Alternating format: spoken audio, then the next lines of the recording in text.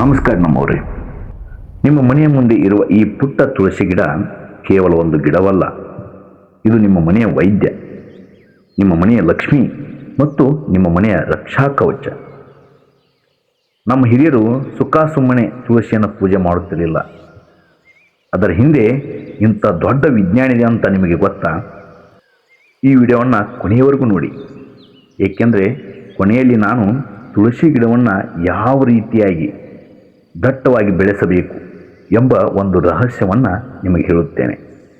ಮೊದಲಿಗೆ ನಾವು ತುಳಸಿ ಗಿಡ ಎಂದರೆ ಏನು ಅಂತ ತಿಳಿಯುವುದಾದರೆ, ತುಳಸಿ ಗಿಡ ಎಂಬುದು ನಮ್ಮ ಮನೆ ಅಂಗಳ ದೇವತೆ. ಸರಳವಾಗಿ ಹೇಳುವುದಾದರೆ, ತುಳಸಿ ಒಂದು ಪುಟ್ಟ ಸುಗಂಧಭರಿತ ಔಷಧಿ ಗಿಡ.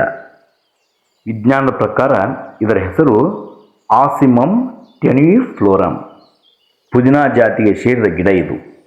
ಇದು ಸುಮಾರು 1 ರಿಂದ 3 ಅಡಿ ಎತ್ತರ ಬೆಳೆಯುತ್ತದೆ. ಇದರ ಎಲೆ, ಬೀಜ, ಬೇರು, ಕಾಂಡ ಎಲ್ಲವೂ ಔಷಧಿ. ಎಲೆಗಳನ್ನು ಕೈಯಲ್ಲಿ ಉಜ್ಜಿದರೆ ಒಂದು ಖಾರವಾದ ಕರ್ಪೂರದಂಥ ಪರಿಮಳ ಬರುತ್ತದೆ. ಅದಕ್ಕೆ ಕಾರಣ ಅದರಲ್ಲಿರುವ ಯುಜೇನಾಲ್ ಎಂಬ ತೈಲ. ನಮ್ಮ ಸಂಸ್ಕೃತಿಯ ಪ್ರಕಾರ ತುಳಸಿ ಗಿಡವು ಏನು ಎಂಬುದಾದರೆ, ತುಳಸಿ ಒಂದು ಗಿಡವಲ್ಲ, ಅವಳು ಒಬ್ಬ ತಾಯಿ. ಅವಳಿಗೆ ವೃಂದ, ವಿಷ್ಣುಪ್ರಿಯ, ಅಮೃತ ಎಂದು ಹೆಸರುಗಳಿವೆ. ಅವಳು ಲಕ್ಷ್ಮೀದೇವಿ ಅವತಾರ, ವಿಷ್ಣುವಿಗೆ ಅತ್ಯಂತ ಪ್ರಿಯಳು. ಕಡಿಮೆ ನೀರಿನಲ್ಲಿ ಸಣ್ಣ ಕುಂಡದಲ್ಲಿಯೇ ಬೆಳೆದು ನಮಗೆ ಆಮ್ಲಜನಕ ಕೊಟ್ಟು, ಗಾಳಿಯನ್ನು ಶುದ್ಧ ಮಾಡಿ, ಸೊಳ್ಳೆಯನ್ನು ಓಡಿಸಿ, ಶೀತ ಕೆಮ್ಮಿನಿಂದ ಹಿಡಿದು ಒತ್ತಡದವರೆಗೆ ವಾಸಿ ಮಾಡುವ ನಮ್ಮ ಮನೆಯಲ್ಲಿ ಇರುವ ಉಚಿತ ವೈದ್ಯನೇ ತುಳಸಿ ಗಿಡ. ಮೊದಲಿಗೆ ನಾವು ಇತಿಹಾಸದ ಪ್ರಕಾರ ತುಳಸಿಯ ಮಹತ್ವವನ್ನು ತಿಳಿಯುವುದಾದರೆ, ಪದ್ಮಪುರಾಣದ ಪ್ರಕಾರ ತುಳಸಿ ಮೊದಲು ವೃಂದ ಎಂಬ ಮಹಾಪತಿರತೆ. ಆಕೆಯ ಪತಿನಿಷ್ಠೆಯಿಂದಾಗಿ ಆಕೆಯ ಗಂಡ ಜಲಂಧರನನ್ನು ಯಾರಿಂದಲೂ ಸೋಲಿಸಲು ಸಾಧ್ಯವಾಗಲಿಲ್ಲ. ಆಗ ಮಹಾವಿಷ್ಣುವೇ ಜಲಂಧರನ ರೂಪದಲ್ಲಿ ಬರಬೇಕಾಯಿತು. ಈ ಸತ್ಯವನ್ನು ತಿಳಿದಂಥ ವೃಂದ ಮಹಾವಿಷ್ಣುವಿಗೆ ಕಲ್ಲಾಗು ಎಂದು ಶಾಪ ಕೊಟ್ಟರು. ಆ ಕಲ್ಲೇ ಇಂದು ನಾವು ನೀವೆಲ್ಲರೂ ಪೂಜಿಸುವ ಶಾಲಿಗ್ರಾಮ. ನಂತರ ಮಹಾವಿಷ್ಣು ವೃಂದಾಳ ಪತಿವ್ರತೆ ಅವಳ ಪತಿನಿಷ್ಠೆಯನ್ನು ಕಂಡು ಅವಳಿಗೆ ಒಂದು ವರ ಕೊಟ್ಟನು. ನಿನ್ನ ಭಸ್ಮದಿಂದ ತುಳಸಿ ಗಿಡ ಹುಟ್ಟುತ್ತದೆ ಮತ್ತು ನೀನು ನನಗೆ ಯಾವಾಗಲೂ ಪ್ರಿಯಳಾಗಿರುತ್ತೀಯ ಎಂದು. ಅದಕ್ಕೆ ನೀವು ಇಂದಿಗೂ ವಿಷ್ಣುವಿಗೆ ತುಳಸಿ ಇಲ್ಲದೆ ಪೂಜೆ ಮಾಡಲ್ಲ. ವಿಷ್ಣುವಿನ ಪ್ರಿಯ ತುಳಸಿ, ಅದಕ್ಕೆ ಇಂದಿಗೂ ವಿಷ್ಣುವಿಗೆ ತುಳಸಿ ಇಲ್ಲದೆ ಪೂಜೆ ಅಪೂರ್ಣ. ಇದೆಲ್ಲ ಓಕೆ, ಮನೆಯ ಮುಂದೆ ತುಳಸಿ ಯಾಕೆ? ಬನ್ನಿ, ತುಳಸಿಯನ್ನು ಮನೆಯ ಮುಂದೆ ಯಾಕೆ ಇಡಬೇಕು ಅಂತ ನೀವು ಕೇಳುವುದಾದರೆ, ಅದಕ್ಕೆ 2 ಕಾರಣಗಳುಂಟು. ಒಂದು, ವಾಸ್ತು ಪ್ರಕಾರ ಈಶಾನ್ಯ ದಿಕ್ಕು ಅತ್ಯಂತ ಪವಿತ್ರ. ಅಲ್ಲಿ ತುಳಸಿ ಇದ್ದರೆ ಮನೆಗೆ ಸಕಾರಾತ್ಮಕ ಶಕ್ತಿ ಬರುತ್ತದೆ. 2ನೇದು ವೈಜ್ಞಾನಿಕ ಕಾರಣ, ಸೈಂಟಿಫಿಕ್ ರೀಸನ್. ತುಳಸಿ ದಿನಕ್ಕೆ 20 ಗಂಟೆ ಆಮ್ಲಜನಕವನ್ನು ಬಿಡುತ್ತದೆ. ಇದರ ಸುಗಂಧದಲ್ಲಿರುವ ಯುಜೇನಾಲ್ ಎಂಬ ತೈಲಕ್ಕೆ ಸೊಳ್ಳೆಗಳು, ವಿಷದ ಕೀಟಗಳು ಮನೆ ಒಳಗೆ ಬರುವುದಿಲ್ಲ. ಇದು ಒಂದು ನೈಸರ್ಗಿಕ ಏರ್ ಪ್ಯೂರಿಫೈಯರ್ ಎಂದರೆ ತಪ್ಪಾಗದು. ಅದೇ ತೆರನಾಗಿ ಇಂದಿನ ಒತ್ತಡ ಜೀವನಕ್ಕೆ ತುಳಸಿ ಒಂದು ವರದಾನ. ಆಯುರ್ವೇದದಲ್ಲಿ ಇದನ್ನು ಔಷಧಿಗಳ ರಾಣಿ ಎನ್ನುತ್ತಾರೆ. ಇದು ಯಾವ ರೀತಿಯಾದಂತಹ ವರದಾನ ಎಂಬುದಾದರೆ, ಮೊದಲಿಗೆ ಇದು ಒಂದು ರೋಗ ನಿರೋಧಕ ಶಕ್ತಿ.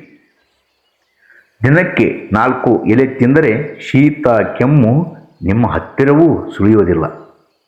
2ನೇ ಲಾಭ ಏನು ಎಂಬುದಾದರೆ ಒತ್ತಡ ನಿವಾರಣೆ.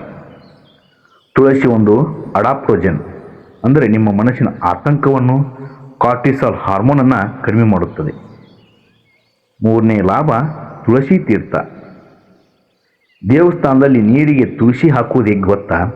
ತುಳಸಿ ನೀರಿನಲ್ಲಿರುವ ಬ್ಯಾಕ್ಟೀರಿಯಾವನ್ನು ಕೊಲ್ಲುತ್ತದೆ. ಇದು ನೈಸರ್ಗಿಕ ವಾಟರ್ ಪ್ಯೂರಿಫೈಯರ್ ಎಂದರೆ ತಪ್ಪಾಗದು.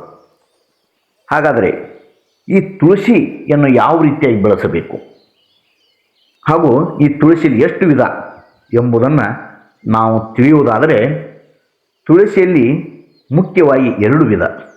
ಒಂದು ಹಸಿರು ಎಲೆ ಇರುವ ರಾಮ ತುಳಸಿ ಮತ್ತು ಇನ್ನೊಂದು ಕಪ್ಪು ಮಿಶ್ರಿತ ಎಲೆ ಇರುವ ಕೃಷ್ಣ ತುಳಸಿ. ಈ ಎರಡು ತುಳಸಿಯಲ್ಲಿ ಕೃಷ್ಣ ತುಳಸಿಯು ಅತ್ಯಂತ ಶಕ್ತಿಶಾಲಿ ಹಾಗೂ ಪ್ರಭಾವಶಾಲಿ. ಹಾಗಾದರೆ ಇದನ್ನು ಬೆಳೆಸುವುದು ಹೇಗೆ? ನಾವು ತುಳಸಿಗೆ ಜಾಸ್ತಿ ನೀರು ಹಾಕಬಾರದು. ದಿನಕ್ಕೆ 1 ಲೋಟ ನೀರು ಹಾಕಿದರೆ ಸಾಕು. ಯಾವಾಗಲೂ ಮುಂಜಾನೆ ನೀರು ಹಾಕಬೇಕು. ಮಧ್ಯಾಹ್ನ ಬಿಸಿಲಿನಲ್ಲಿ ನೀರು ಹಾಕಬಾರ್ದು. ತುಳಸಿ ಎಲೆಯ ತುದಿಯ ಮಂಜರಿಗಳನ್ನು ಆಗಾಗ ಕಿತ್ತು ಹಾಕಬೇಕು. ಆಗ ಗಿಡವು ದಟ್ಟವಾಗಿ ಮತ್ತು ಪೊದೆಯಂತೆ ಬೆಳೆಯುತ್ತದೆ. ಇಂದಿನ ಜೀವನಕ್ಕೆ ತುಳಸಿ ಗಿಡ ಕೊಡುವಂಥ ದೊಡ್ಡ ಪಾಠ ಏನು ಎಂಬುದಾದರೆ, ತುಳಸಿ ನಮಗೆ ಒಂದು ಜೀವನ ಪದ್ಧತಿಯನ್ನು ಕಲಿಸುತ್ತದೆ. ಮೊದಲಾಗಿ ಸ್ವಾವಲಂಬನೆ. ಒಂದು ಸಣ್ಣ ಕುಂಡದಲ್ಲಿ ಕಡಿಮೆ ನೀರಿನಲ್ಲಿ ಕಡಿಮೆ ಜಾಗದಲ್ಲಿ ಬೆಳೆದು ಇಡೀ ಮನೆಗೆ ಆರೋಗ್ಯವನ್ನು ಕೊಡುತ್ತದೆ. ಕಡಿಮೆ ಇದ್ದರೂ ಹೆಚ್ಚು ಕೊಡುವುದು ಹೇಗೆ ಎಂದು ಕಲಿಸುತ್ತದೆ. ಎರಡನೇದಾಗಿ ದಿನಚರಿ. ಪ್ರತಿದಿನ ಬೆಳಗ್ಗೆ ಎದ್ದು ತುಳಸಿಗೆ ನೀರು ಹಾಕಬೇಕು. ಈ ಒಂದು ಚಿಕ್ಕ ಕೆಲಸದಿಂದ ಮನುಷ್ಯನಿಗೆ ಜವಾಬ್ದಾರಿ ಮತ್ತು ಪ್ರಕೃತಿಯೊಂದಿಗಿನ ಸಂಪರ್ಕ ಉಳಿಯುತ್ತದೆ. ಇಂದು ನಾವು ಮೊಬೈಲ್ ನೋಡುತ್ತಾ ದಿನ ಶುರು ಮಾಡುವ ಬದಲು ಒಂದು ಜೀವವನ್ನು ನೋಡಿ ದಿನ ಶುರು ಮಾಡಿದರೆ ಮಾನಸಿಕ ಆರೋಗ್ಯ ಎಷ್ಟು ಚೆನ್ನಾಗಿರುತ್ತದೆ ಯೋಚಿಸಿ. ಆದ್ದರಿಂದ ತುಳಸಿಯನ್ನು ಕೇವಲ ಪೂಜೆ ಮಾಡಬೇಡಿ, ಅದನ್ನು ಬಳಸಿ. ದಿನಕ್ಕೆ 4 ಎಲೆ ತಿಂದು ನೋಡಿ. ಸಂಜೆ ತುಳಸಿ ಚಹಾ ಮಾಡಿ ಕುಡಿದು ನೋಡಿ. 1 ತಿಂಗಳಲ್ಲಿ ನಿಮ್ಮ ದೇಹದಲ್ಲಿ ಎಷ್ಟೋ ವ್ಯತ್ಯಾಸ ಗೊತ್ತಾಗುತ್ತದೆ. ಕೊನೆಯದಾಗಿ ಒಂದು ಮಾತು, ತುಳಸಿಯನ್ನು ಕೇವಲ ಪೂಜೆ ಮಾಡಬೇಡಿ, ಅದನ್ನು ನಿಮ್ಮ ಜೀವನದ ಭಾಗವನ್ನಾಗಿ ಮಾಡಿಕೊಳ್ಳಿ. ಬೆಳಗ್ಗೆ ಎದ್ದು ತುಳಸಿಗೆ ನೀರು ಹಾಕುವುದು ಮುಂಜಾನೆ ಮೊಬೈಲ್ ನೋಡೋದಕ್ಕಿಂತ ದೊಡ್ಡದಾದ ಧ್ಯಾನ ಇದ್ದಂತೆ. ಈ ಮಾಹಿತಿ ನಿಮಗೆ ಇಷ್ಟವಾಗಿದ್ದರೆ ಈ ವಿಡಿಯೋಗೆ ಒಂದು ಲೈಕ್ ಕೊಡಿ ಮತ್ತು ನಿಮ್ಮ ಮನೆಯಲ್ಲಿ ತುಳಸಿ ಇದೆಯಾ ಕಮೆಂಟ್ನಲ್ಲಿ ಜೈ ತುಳಸಿ ಮಾತೆ ಎಂದು ಬರೆಯಿರಿ. ಮತ್ತೊಂದು ಉಪಯುಕ್ತ ವಿಡಿಯೋದೊಂದಿಗೆ ಸಿಗೋಣ. ಧನ್ಯವಾದಗಳು ನಮ್ಮವರೇ. ಜೈ ಕನ್ನಡಿಗ, ಜೈ ಕರ್ನಾಟಕ.